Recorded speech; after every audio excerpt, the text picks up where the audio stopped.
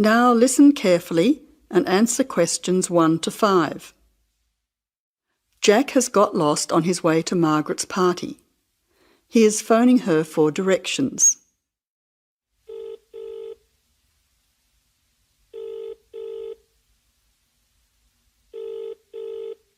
Hello, is that Margaret? Yes, who's speaking? Margaret, it's Jack. I think I'm lost. I can't see a signpost and... Jack, so where are you now? Well, I'm a bit confused about the directions, but I'm at a T-junction. What can you see around you? I can see a pub on the corner. Can you see the name of the pub? Wait a minute, let me see. It's hard to see in the dark. Yes, I can read it now. It's called the Lion's Head. Oh, the Lion's Head. Okay, well then you're not too far away. Go straight ahead through the traffic lights to the next T-junction. Sorry, I didn't hear you. What did you say? I said just go through to the next T-junction. Okay. Now what? Well, there's a park in front of you and a large 2-story building on the corner. Yes, I can see them. Okay, so now turn left. Hang on, you're coming up the street, so you'll have to turn right. Okay, got it. What's the name of your street? It's Wesley Street, Wesley, number 70. We're the 5th house on the left. You should see a red letterbox and some bushes in front of the house. Okay, 5th house, number 70. I should be there soon.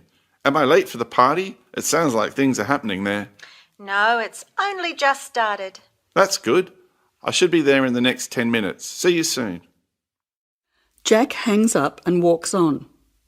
7 minutes later, he calls Margaret again, as he still can't find the house. You now have some time to look at questions 6 to 10.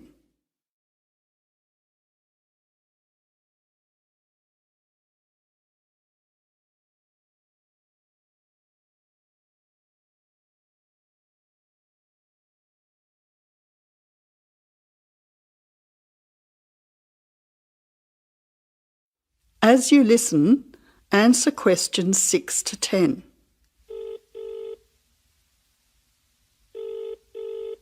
Who's speaking? Hi, Margaret. It's Jack again. Sorry to bother you. Listen, would you mind doing me a favour? Of course, what? Could you tell Mike I have got his camera? I've tried to send him a text message, but it's not going through. Oh, he's not here yet. Oh dear, he said he'd be there early. He might be lost too. Okay, I'll call him. What's his number? 0482 563379. Oh, so that's 0485. No, 0482 563379. Okay, I'll call him right away. But where are you now? Well, I'm in your street, but I still can't find your house.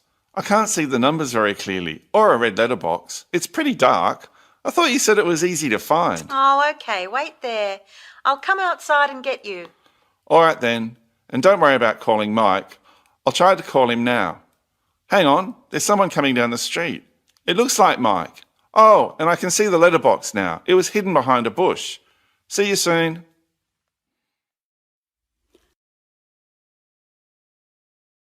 That is the end of part 1. You now have half a minute to check your answers.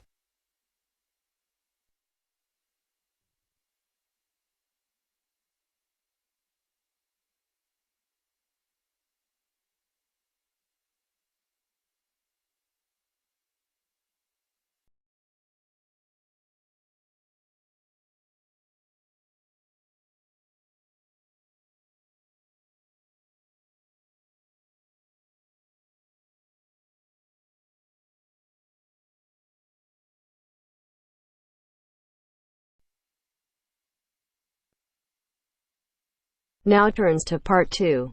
Part 2. You will hear part of a lecture on art and culture in the Indonesian island of Bali. First, you have some time to look at questions 11 to 15.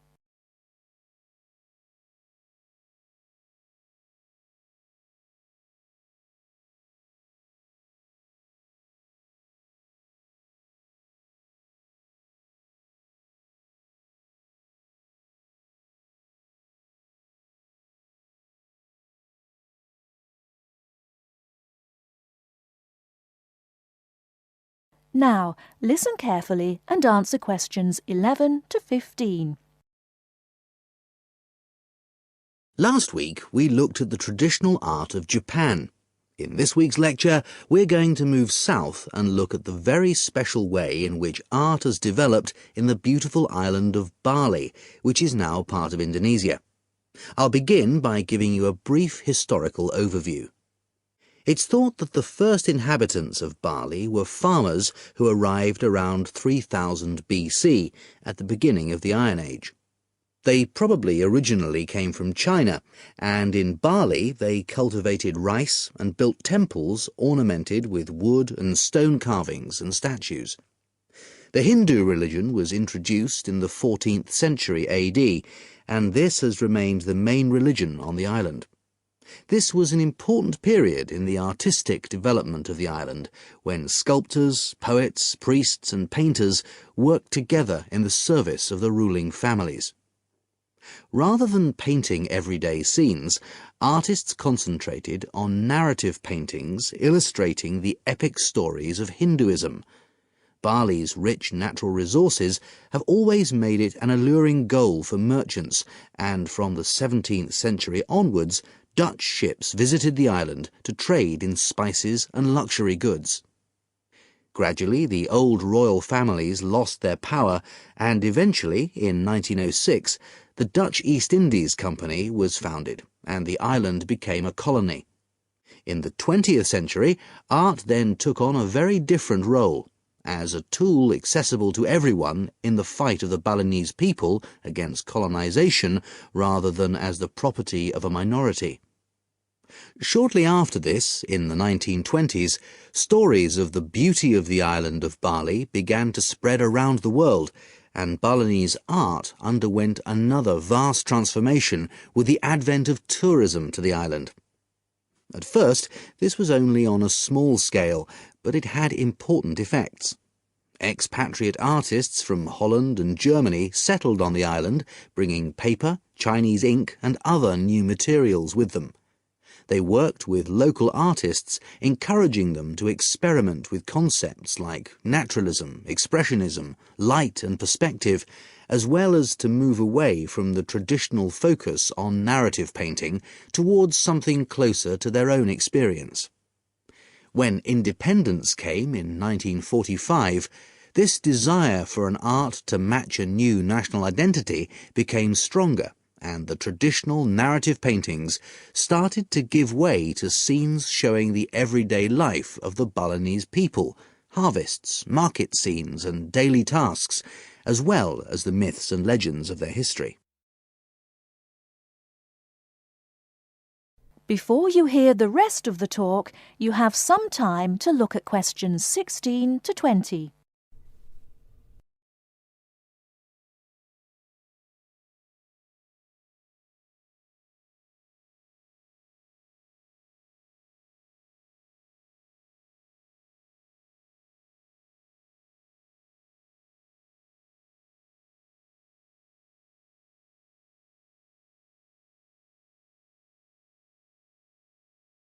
Now listen and answer questions 16 to 20. Many of the features that give this art its special place in the world today can be traced back to these historical roots. One feature that is rooted in the events of the last century is that today in Bali, the production and the appreciation of art is not restricted to a minority. In fact, there is a famous saying that in Bali, everyone is an artist. And it's not considered that to make art or talk about art, any formal training is needed. Art is just produced as part of Balinese life. Even fruit salad is served with flowers strewn on top. One factor which has contributed to this productivity is Bali's fertility. Over the centuries, the rich soil and the fact that food and shelter are readily available has given the islanders the leisure to develop their arts. While painting, sculpture, carving and music have traditionally been the province of men, women have channeled their creative energy into making lavish offerings to the gods with spectacular pyramids of flowers, fruit and cakes, offered at the temples on festival days and celebrations. All these kinds of art still have close links with the religion of the people and are something that people do on a daily basis. Another special characteristic of art in Bali is that it is not generally seen as an individual pursuit. In the West, art is often carried out by the artist on his own, reflecting his own individual worldview in the hope of achieving personal wealth and fame. For Balinese artists, art is something that's done as a group, and many artists may participate in one piece of work. And Balinese art is not restricted to temples and offerings. It decorates objects such as jackets, motorcycles, hotel menus, and so on. But perhaps the most significant characteristic of Balinese art, and one that distinguishes it most from the art of the West, is to do with its expected lifespan. Carvings are made in soft stone, which is gradually destroyed over the years. The humid climate rots paper and cloth paintings. The magnificent offerings of fruit and sweets are eaten. Wooden statues are destroyed by insects. But Balinese artists accept that their work is ephemeral, not permanent, and instead of slavishly preserving the originals, they produce new art. And all this rebuilding, renovating and replacing means that the island's art continually evolves and perpetuates itself. That is the end of part 2. You now have half a minute to check your answers.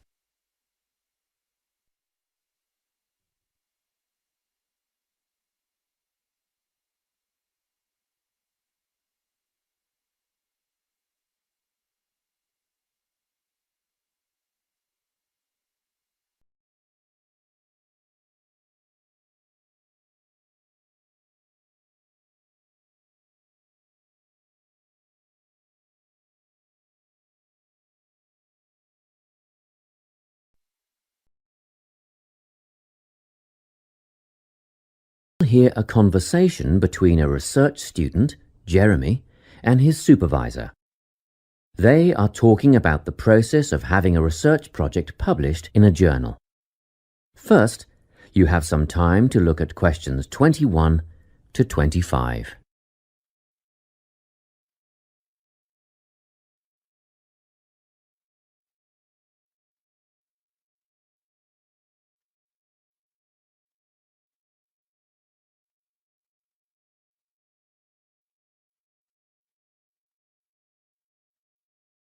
Listen carefully and answer questions 21 to 25.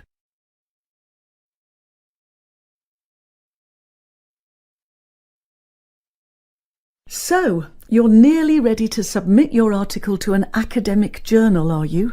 Yes, I think so. I just wanted to go over all the things I need to do before I submit it. And then I wanted to go over the submission process with you. Great. So, firstly, you need to write an abstract. Make sure it's short and concise. Of course. I forgot all about that. And what about key words? Yes, a lot of students overlook this part and just jot down whatever comes to mind.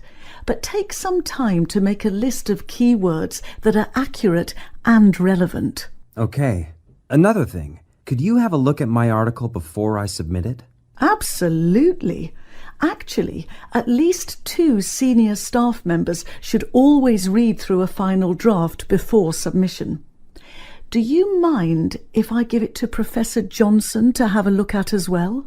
Not at all. I'd be glad to have the feedback. Do you know which journal you want to submit to yet? Not yet. I have a short list of about 3 that I'm interested in. Make that decision soon, because you'll need to adjust your article so that it matches the style guide of the journal you are submitting to. I bet that can take a while. Yes, but after that you are just about ready to submit. One more thing, you'll have to sign the copyright form, just confirming that it's your own work, and then you're good to go. Before you hear the rest of the conversation, you have some time to look at questions 26 to 30.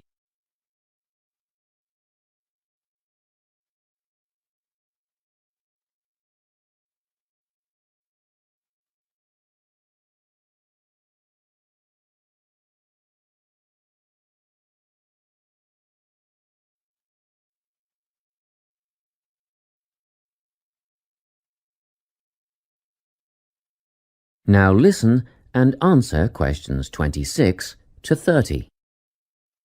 Now, the submission process. How does it work exactly? Well, the first thing is to just send it off. You've got to send in the manuscript before anything else can happen. Sure. And then should I call to check if they have received it? No need for that, no.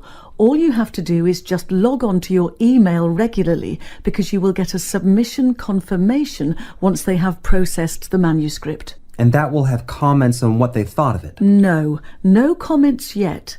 That email is just to let you know they have received it. The next stage is what is known as peer review. This is when experts in the field review your manuscript and decide whether to accept it. They'll never accept me. I'm only a master's student. Don't worry about that, Jeremy. It's all done through a double-blind method. That means that whoever reads your manuscript has no idea whether you are a grad student or a Nobel Prize laureate. They'll only be judging your work, not you. Well, that's good to hear. And then what, once they've made their decision? Well, there are 4 possible outcomes. You might get an acceptance, but a first-off acceptance is very, very rare. Don't pin your hopes on it. You could also get a rejection, but these don't happen very often either. I don't think this will be a problem. What do you think I'll get? If you're very lucky, you'll get a conditional acceptance. This means that they've accepted the article and it will be published, but you need to tweak a few things first. A sentence here, a heading there, nothing major. That sounds good. But to be honest, you will probably end up with a revise and resubmit. This means they are definitely interested, but you will need to rework the paper before it's accepted. The necessary changes will be outlined by the reviewers. Okay. So I just fix the things that need changing and present it again? Yes, but include a cover letter that discusses the changes you have made. The same goes for a conditional acceptance, actually. It helps the reviewers see that you've taken their criticism seriously. That is the end of part 3. You now have half a minute to check your answers.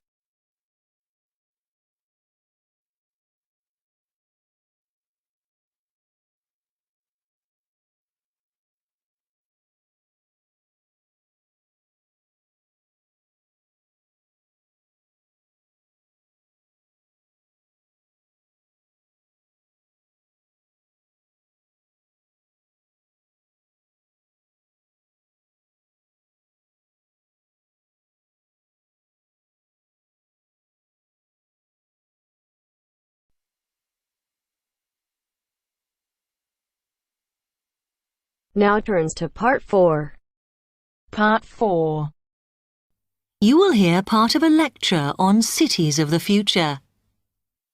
You now have 30 seconds to read questions 31 to 37.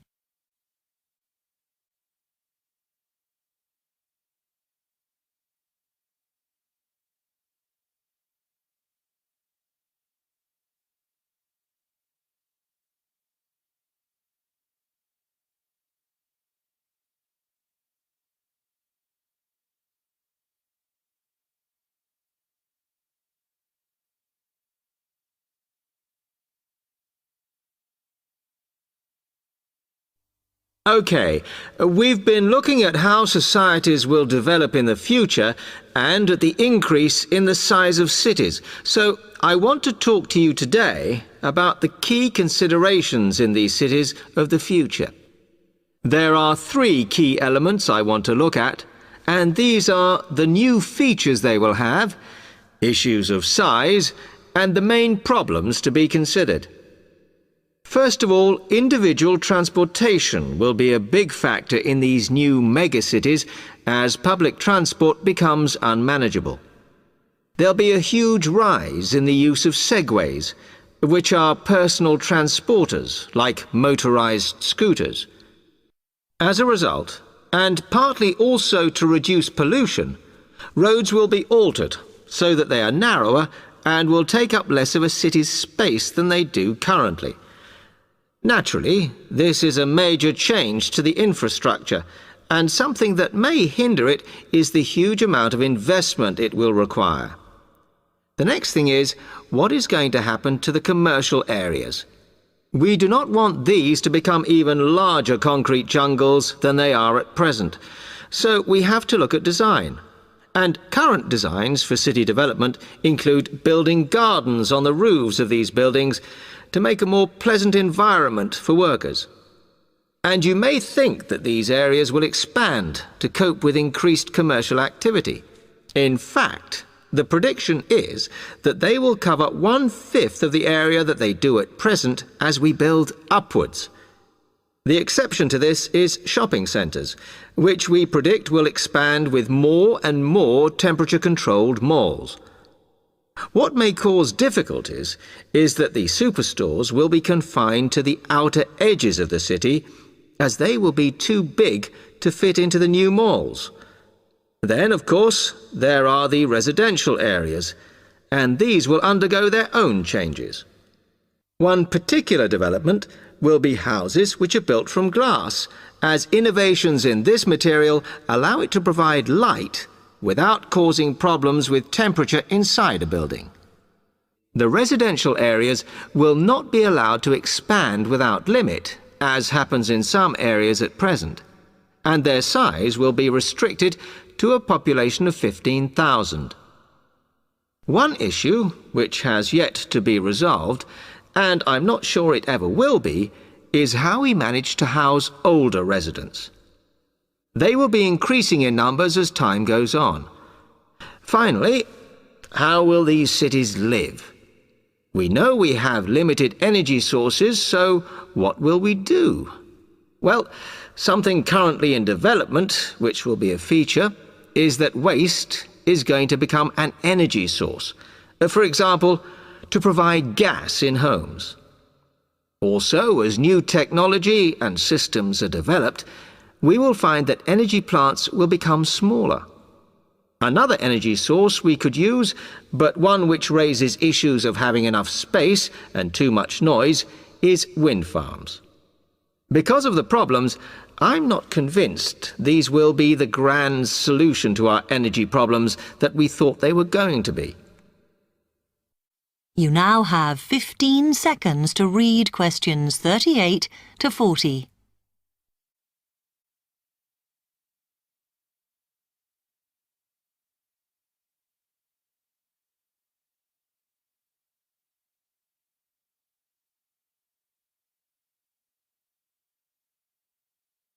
Now, moving on to looking at the social aspect of cities, we need to look at housing and how people will live. Cities currently have flats in the centre, populated by single people and wealthier residents, and families tend to move to the outskirts. In the future, the centre of cities will see a dramatic change. We will see many more examples of cooperative buildings. This is where people join together to form a company that owns the building they live in. And despite continuing shortages, there will also be a rise in the provision of retirement homes in city centres, so that the elderly can have easy access to hospitals and shops. Recently, we have seen a levelling off in the growth of private housing, and I think that will not change. But we are likely to see more social housing, as far fewer people will be able to afford to own their own homes. OK, now, if anybody has any...